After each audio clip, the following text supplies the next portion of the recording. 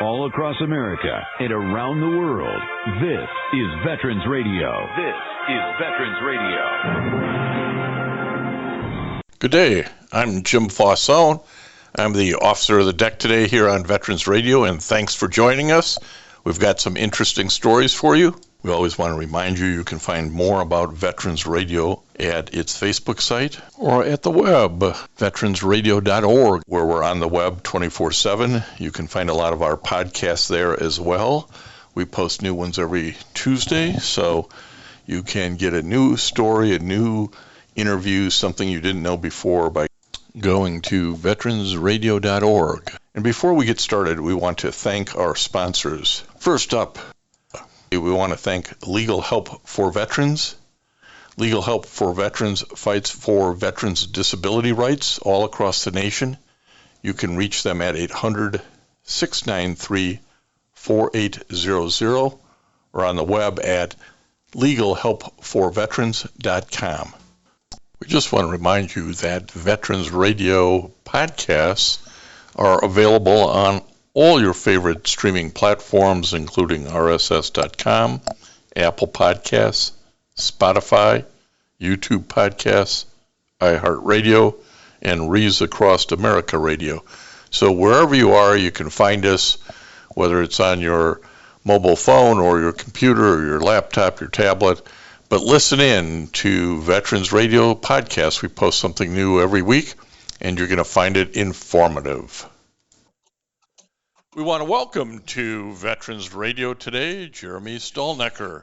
He is the CEO of the Mighty Oaks Foundation, which we're going to talk about. But he's also a Marine, and we're going to talk a little bit about his military career. Mm-hmm. Jeremy, welcome to Veterans Radio. Well, thank you. It's great to be with you. Well, it's an interesting story from being a badass Marine to a badass pastor, Christian pastor.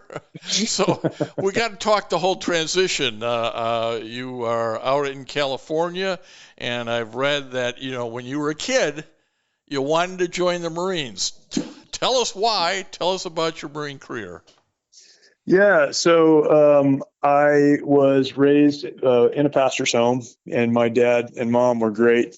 Started a church here in Southern California, and I always preface this for the Christians in the audience. I never felt like I was running from God, but I certainly did not think that I was called to do what my parents were doing. And I am sure as a kid, nobody thought you'd ever end up a pastor because you were probably the bad pastor's son.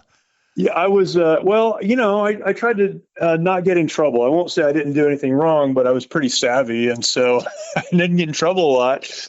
But no, I remember going to my dad when I was, 14 years old and saying, "Hey, Dad, I really don't think that God wants me in ministry." That's what you're supposed to say when your dad's a pastor. And so I don't think God wants me in ministry. He said, "What do you think, God wants you to do?" And I said, "I think he wants me to enlist in the Marine Corps."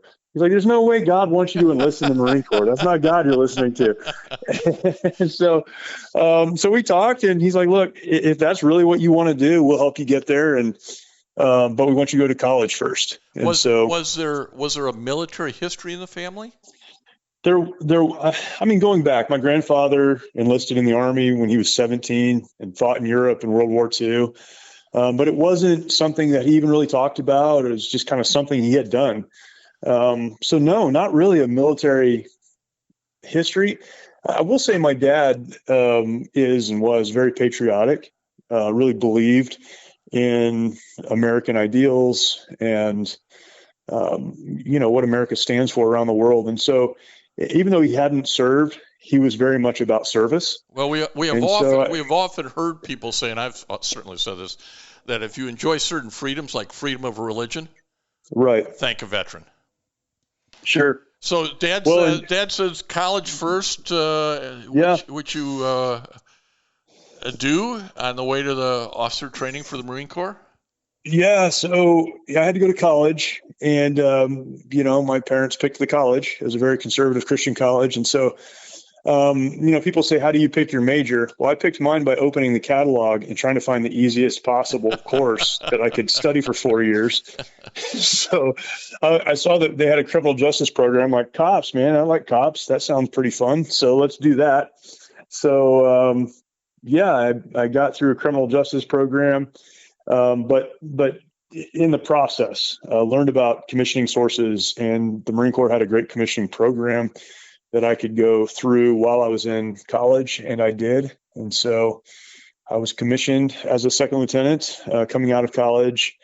Went through, there's a couple of schools that you have to go through, but ended up becoming an infantry officer, which for me was a dream come true, you know. And yeah, put the time frame on this, Jeremy, because it leads to where your tours took you. Yeah, so graduated from college in '99. I was commissioned in '99. Served with 1st Battalion, 5th Marines here in California at Camp Pendleton, part of the 1st Marine Division. I did a few deployments. Notoriously, I deployed with the 31st MEU, which has been on the news recently. They just deployed to near Iran, which is unusual for that deployment. But typically, that's in Japan, Australia. We had a great time, came back. It was a peacetime Marine Corps. And then 9/11 happened and the world changed. The war in Afghanistan kicked off.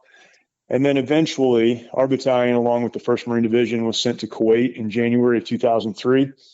And March 19th. So we're on that time right now. March 19th and 20th, 2003. Our battalion breached the berm. We're the Marine Infantry Battalion that breached the berm between Kuwait and Iraq and went into the country. Yeah, so this is you know, as you say, you transition from peacetime Marine, which was kind of probably fun, to, oh my goodness, we're in conflict now. It's a whole different story. Yeah. How is your internal clock working? Because you're son of a pastor, Christian faith's important, and now it's a different mission that the Marines are sending you on. Yeah. It's funny. So, you know, I'm almost 50. I'll be 50 this year. I have 2 adult kids and 2 teenage kids. And I look at the world very differently from this end than I did from that end. When I was a Marine infantry officer, platoon commander, we're deploying to Iraq. For me, that was like I had gotten called up to, you know, the major leagues. That was the thing we had planned for and trained for, the thing I read about when I was a little kid, and really what I dreamed about when I said I want to be a Marine. And so for me on that end of it, it's funny to say, but I had very little conflict. I remember my mom pulling me aside before we deployed and said, "Hey, I just want to know, do you believe in the mission? This is important to me to know that you really believe in what you're doing." And I just gave her, you know, kind of a dumb, like, "What are you talking about? It doesn't matter. I'm a Marine. This is what we do." And really, when we got there and the tracers started coming back our direction, so we're in active combat, super crazy, very surreal. Things are happening around you that you've been told your entire life aren't supposed to happen. However, we had been training for years in these scenarios. And so you just go through the process of doing what your training has taught you to do. So very, very different than now. I have a police officer's son and I worry about him all the time and he doesn't get it either. Right. And so I think when you're young and you've been training and preparing for something, you do it and it feels very normal. As you went through that deployment in combat overseas, and you have to always put this in kind of a larger world context because you're doing one thing on the ground here, but you're hearing about everything going on the ground over there. Yeah. You know, a lot of guys end up feeling like they have some moral or soul injury from the conflicts that they find themselves in versus, you know, maybe what they learned or were taught or just absorbed growing up. As you were over there, was there some sort of tug of war going on? Like, man, this doesn't really fit together, or how did that work for you? We went to Iraq, and people listening remember this under kind of the pretext of weapons of mass destruction, and again, a lot of the same things we're hearing right now. And you know, we could argue, I guess, whether or not any of that was real. But what was real when we got to Iraq and we got into the country was that the Saddam Hussein regime was oppressing, torturing, stealing from the people that lived there. And as we moved village to village, people were happy we were there because we were running off the the soldiers, and we were running off those folks who were taking everything from them. I mean, we'd roll through the countryside and there were fields that were plowed, ready to be planted, but there was no water. We talked to farmers who say, I can't get water. It's been cut off. We have to buy it, but we don't have the water to plant the crops, to get the money, to buy the water. And so their families are starving. And so as we went through that, and again, when I went, it was a very different time. Things changed after we left. But when we first went into the country, we were the first Marine Infantry unit into the country. We started to make our way toward Baghdad. Honestly, I felt very, I don't know what the word is. Righteous would be very strong, but it felt like the right thing to do. It felt like as Americans, we have a call to stand up for those who can't stand up for themselves, defend those who can't defend themselves. And that's exactly what we were doing. So I don't think we went there to do what we were told we were going to do. But I do think in the process, we were helping people who had been oppressed for a very long time. And so when we talk about things like moral injury, and again, when I was there, it was very kinetic. We were fighting largely soldiers in uniforms. Later on at my time there, we weren't. But it was never, it was not what a lot of things happened. Afterwards, it was a lot of city fighting and door-to-door stuff, and a lot of other things happened. That really wasn't our war in our time. But yeah, man, it's different. And I think every deployment's different. I think every experience is very different. But I didn't feel that. You said at the outset, hey, I told my dad, the pastor, I don't think God's calling me to the ministry. But somewhere along the line, you start feeling the call. Yes. Yeah, God will get you one way or the other, right? You can't run for very long. And it was a lot of things. We believed that us going to Iraq meant the war was going to be over very quickly. In fact, we were told, mission accomplished, right? So I had been in the peacetime Marine Corps. I went through that process, and the thought of going back to that was not anything that I wanted to be a part of. I was married. I had 2 little kids. And so it just seemed like the right time to get out. I did what I had always wanted to do. And the church that we were attending at the time, our pastor came to me and said, hey, if you decide to get out of the Marine Corps, I've got a job for you. I know you don't have a Bible degree. You didn't go to seminary.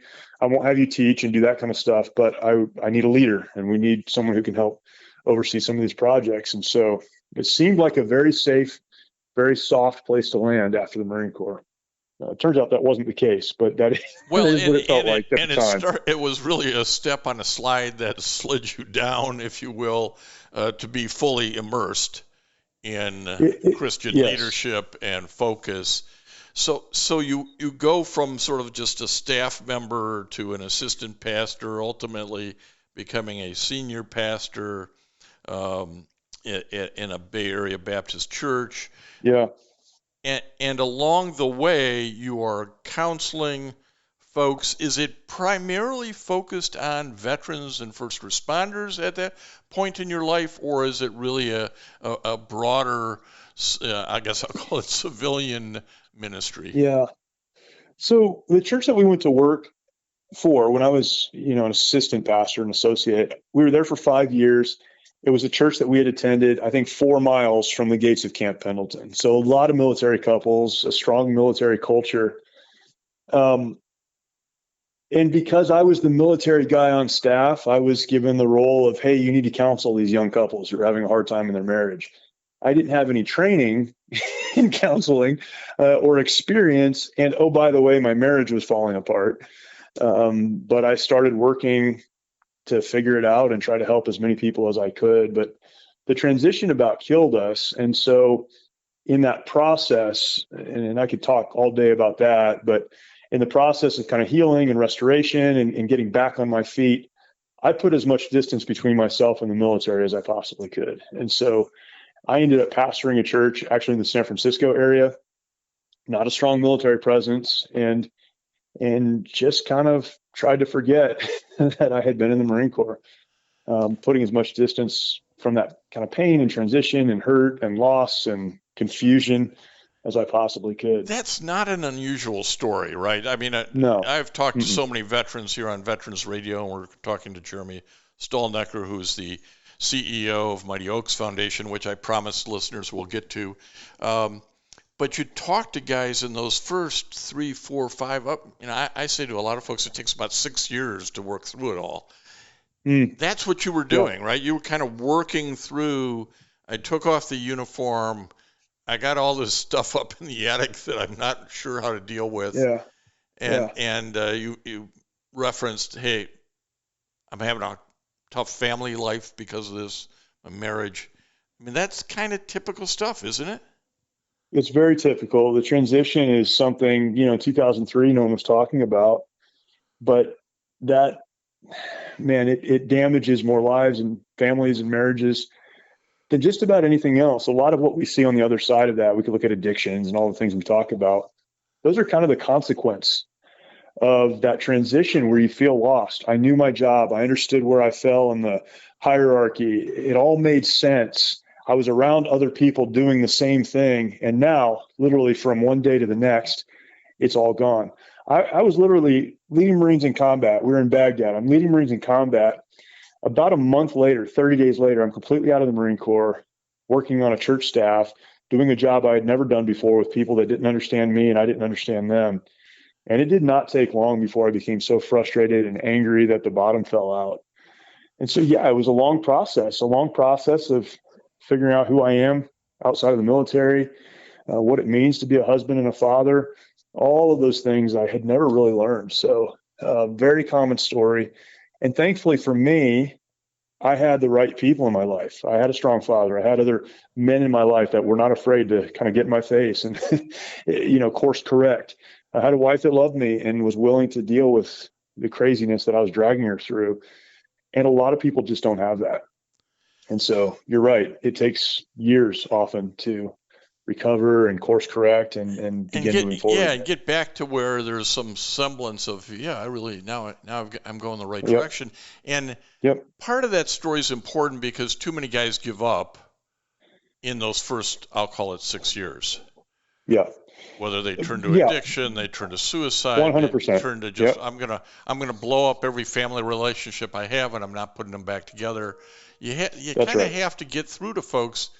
There is another side. It may take 6 years, but you're going to get to the other side, and you're going to be a pretty happy, or much happier at least, camper when you get there.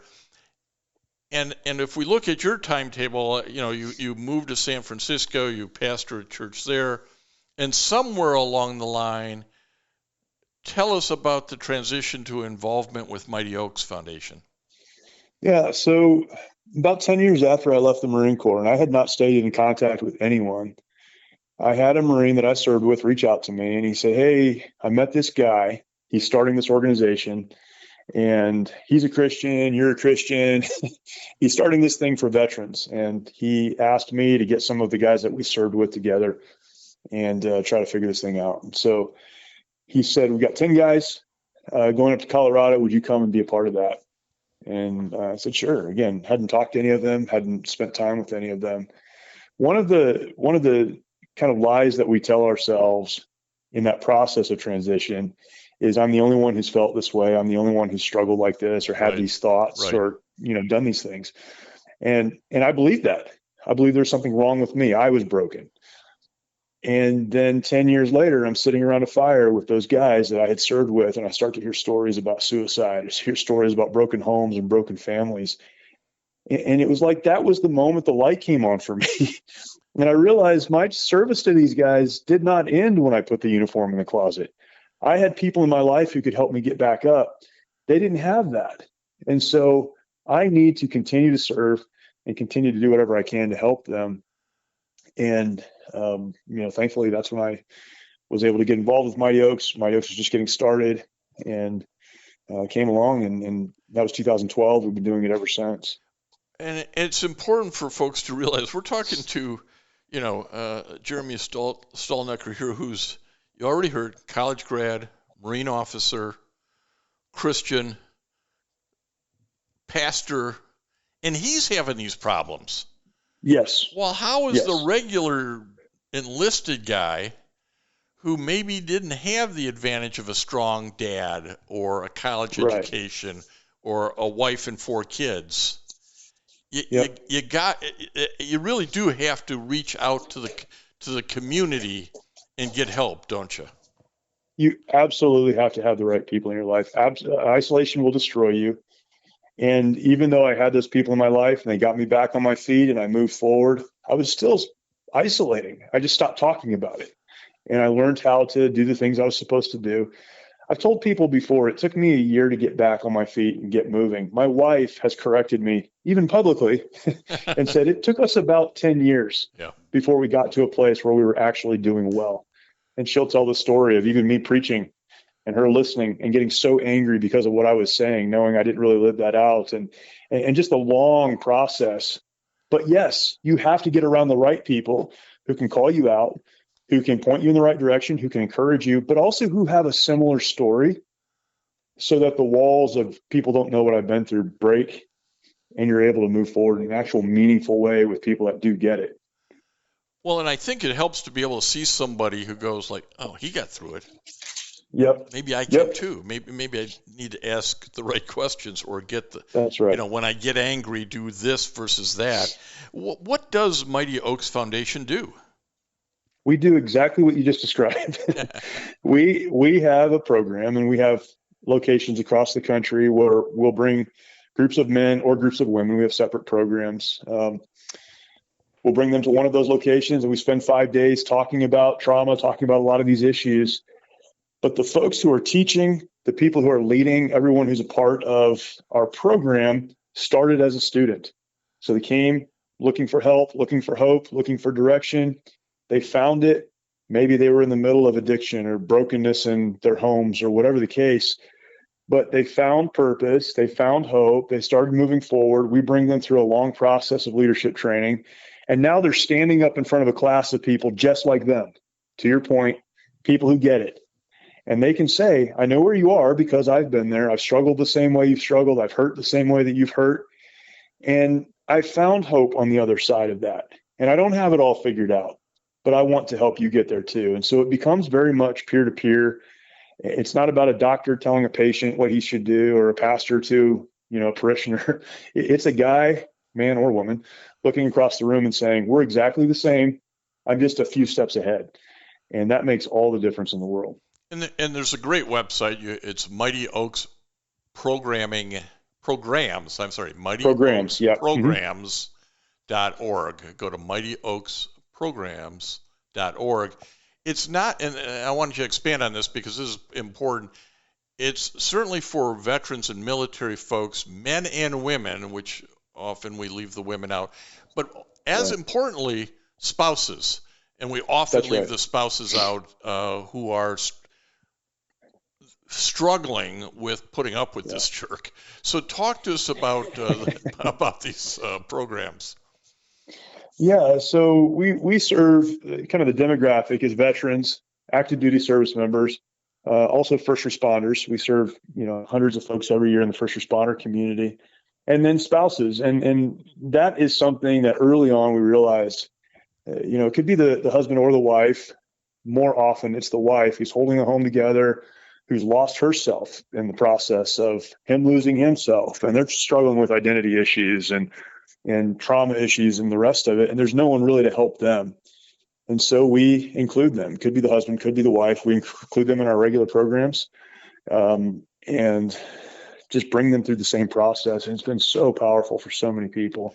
It's helpful personally, but it also helps to expand the view of, this makes a whole lot more sense, and gives them the tools to go back and work through their struggles as well. So, and the military member often goes, I didn't know I was making you feel that way. When the spouses get to participate, and this is, you can make this a criticism of VA if you want, they'll treat the veteran but not the spouse, and the spouse is the one who has to put up with it. At your website, mightyoaksprograms.org, there is a program locator that you can click on and see, hey, here's where in my state or in my region, here's where they have programs, both men and women. I think that's a great resource for somebody who might say, well, heck, they say they're nationwide, but they're not going to be me. Look, I got news for you. They're in Oklahoma, Tennessee, Ohio, Illinois, California, Arizona, New Mexico. So don't just assume it's something that doesn't apply to you because of where you may live. And a lot of us kind of get isolated by our geography, and that's part of what the loss is, right? Everybody scatters when they get back in country, and they go, well, none of my buddies are here. Yeah, no, that's exactly right. And it's important for me to communicate. There's no cost to our program. So we cover the cost of the 5 days that they're with us, everything that's involved in that. But we also cover the cost of travel. So if you are in, wherever, and the nearest location for one of our programs is very far away, it requires a plane ride, or the timing doesn't work where you're located, we'll cover the cost of travel to get there.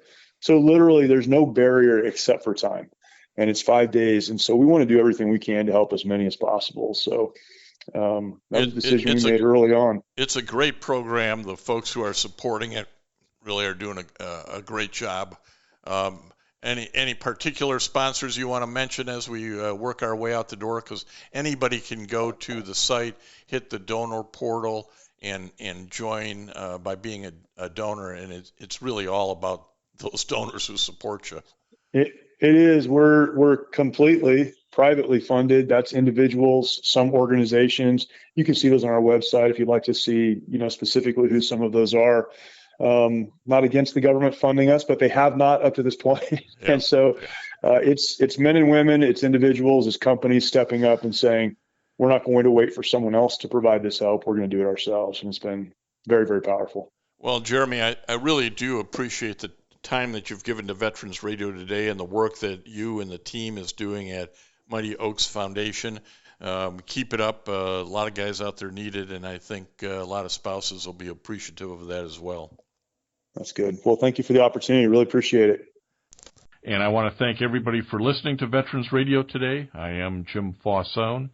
It's been a pleasure to be your host. I'm a veterans disability lawyer at Legal Help for Veterans, and you can reach us at 800-693-4800 or legalhelpforveterans.com on the web.